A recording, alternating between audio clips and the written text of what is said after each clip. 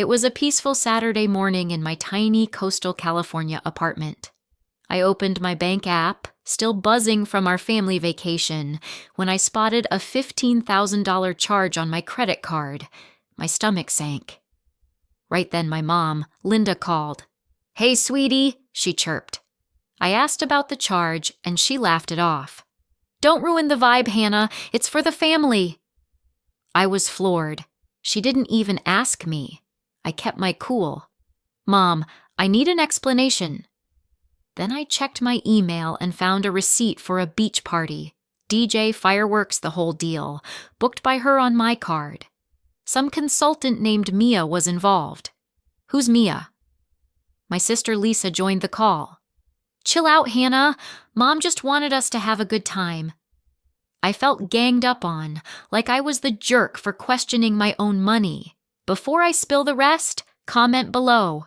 Where are you reading from? If your family's ever blindsided you with a money move, hit like and subscribe. You won't believe the secret behind this $15,000 charge. I'm Hannah, 30, a financial analyst living in a sleepy coastal town in California. Every night, the salty ocean breeze sneaks through my window, mixing with this quiet loneliness I can't seem to shake. My job's all about numbers, finding the truth in spreadsheets, making sense of chaos. But my family? They're a puzzle I can't solve, no matter how many columns I add up. My mom, Linda, is 55 and lives like money's just a suggestion. She's always got this big, carefree smile, even when she's spent my savings on some whim. My dad, a retired banker, barely talks. His eyes get heavy and sad whenever the past comes up, like he's carrying something he won't share. Then there's my sister, Lisa, 25, an Instagrammer with 1 million followers and zero boundaries. She treats me like her personal ATM. I'm supposed to be the family rock, but honestly, I feel like I'm standing outside the circle, tied to them by guilt and some messed up sense of duty. Mom's always yapping about this legacy box from Grandma, like it's some magical fix for all our problems. I used to tune her out, but lately, I've been having these weird dreams. A glowing box on the beach, waves crashing around it, and this feeling I can't shake. Is my family hiding something? I don't know, but it's starting to get under my skin. It all hit the fan on a random Saturday morning.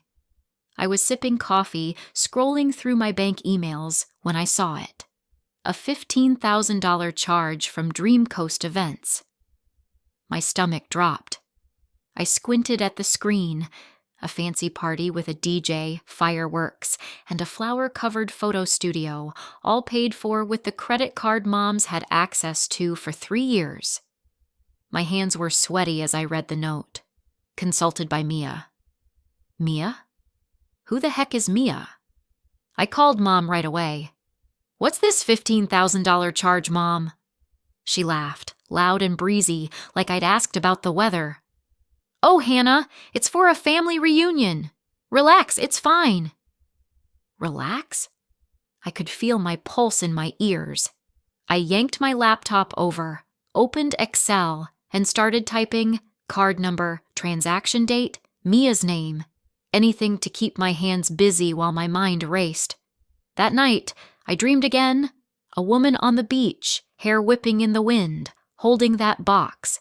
She whispered, "Your family owes me."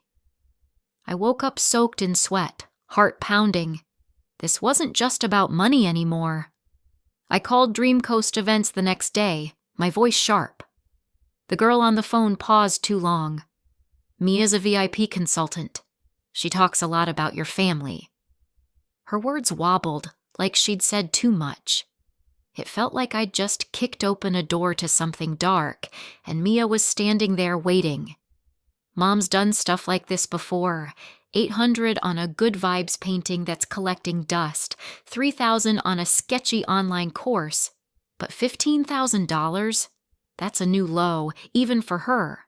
And Mia's name keeps popping up, tied to all of it. I've got this sinking feeling it's not just Mom being reckless. There's something bigger here, something about that box she won't shut up about. I need answers, and I'm not stopping until I get them. The $15,000 charge wasn't the first time Mom drove me up the wall. There was that time she blew $800 on a hideous, positive energy painting, neon pink and green, looked like a toddler's finger painting. It sat in the garage after a week. Then the $3,000 wealth building course on Instagram, taught by some sketchy guru named Mia. Yeah, that Mia. Mom swore Mia got her and knew about the box.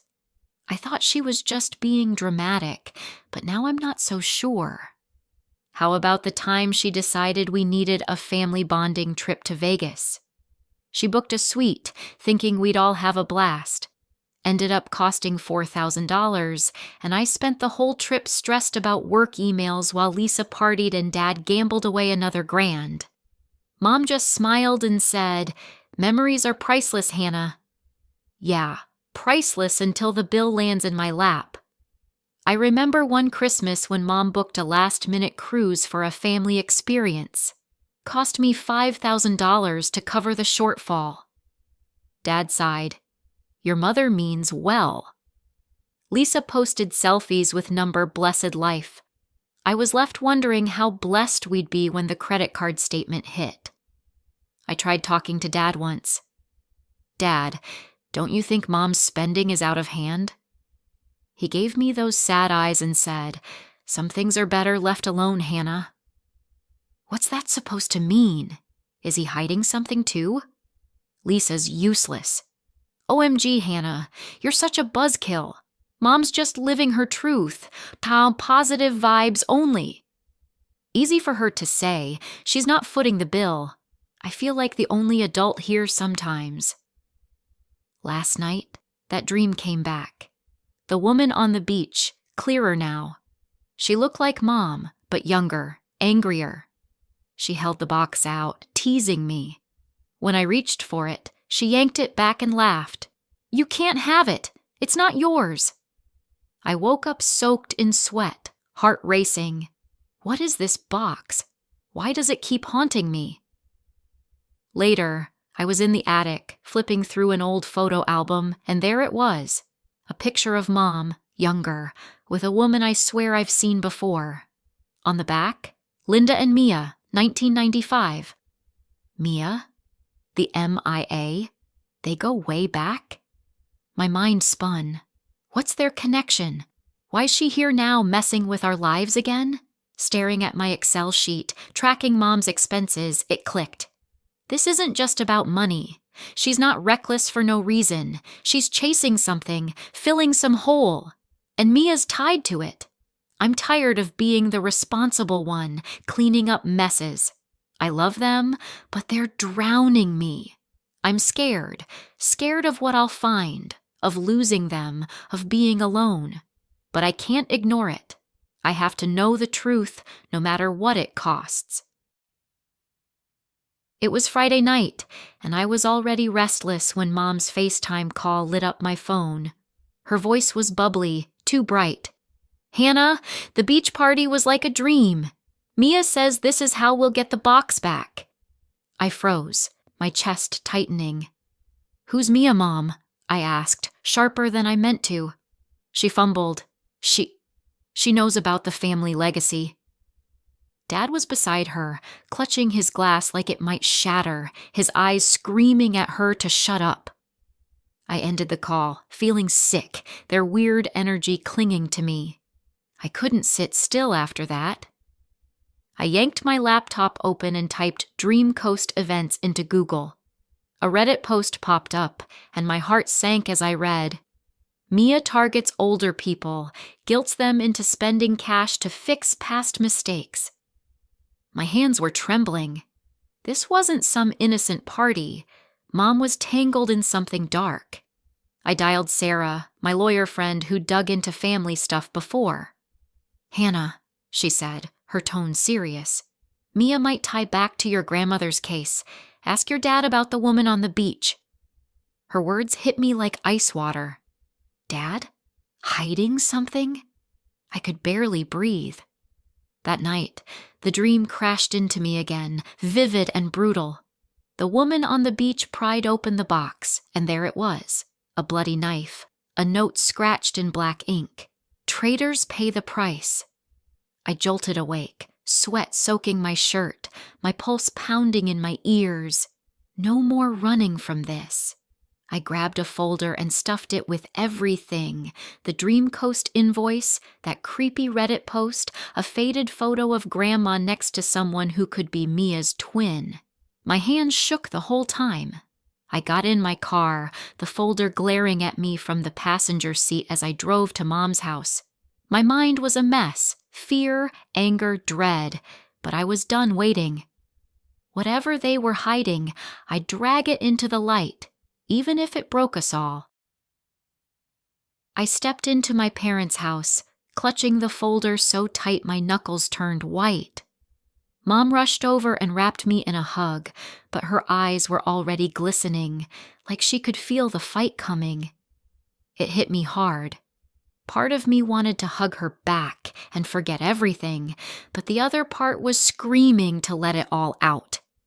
Lisa was sprawled on the couch, grinning at her phone. "Hey sis, the beach party pics are at 6K likes. Hashtag best night ever," she said, all SMUG. I lost it. "I shelled out $15,000 for a party I wasn't even invited to, Lisa." My voice shook, louder than I planned. Dad was in his armchair, quiet as a ghost, but I saw his hands tremble when I dropped the folder on the coffee table with a thud. The air felt thick, like we were all holding our breath. I flipped open the folder and jabbed a finger at the invoice.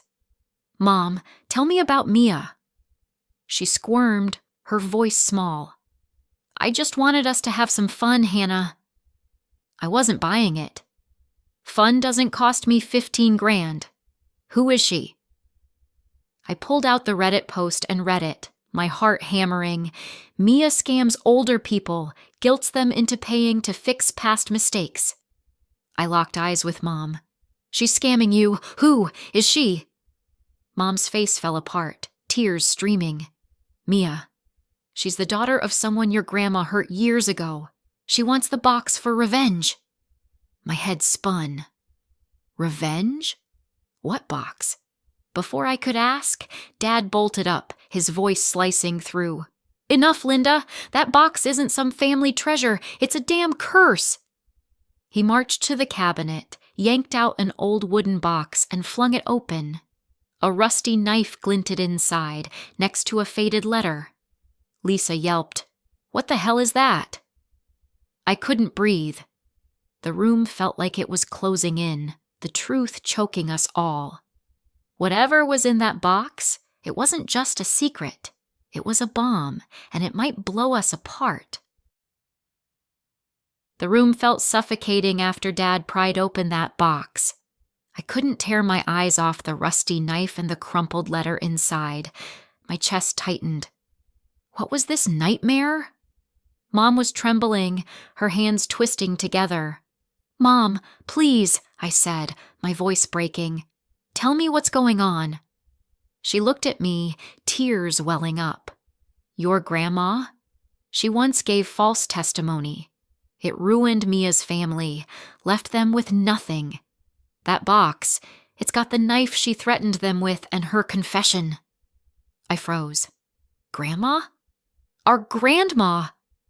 My head spun. "And Mia?" Mom's voice shook. "She tracked me down, acted like an old friend. She demanded $15,000, called it an atonement FE. But it's the knife she's after, for revenge." "Revenge?" The word hit me like a brick. "On us?" I whispered. Mom just nodded, her face crumbling. "Why didn't you tell me?" I yelled, anger boiling over. Mom sobbed. "I was terrified you'd hate us, hate the family." Hate them? I was mad, sure, but this was too much. My whole world was flipping upside down. Then Lisa's tiny voice cut through. I messed up, Hannah. I chatted with Mia. She promised to make me famous if I gave her your card number. I'm so sorry." My heart cracked wide open. Lisa, my little sister, caught in this mess? I hugged her tight, but inside, I was falling apart. Dad let out a long, heavy sigh. I hid the box because I knew Mia was trouble. I thought she'd kill someone if she got it. But now she knows it's here. He handed me the letter, his hands unsteady. I read the shaky scribbles. "Bury the truth, or it will bury you." My skin crawled.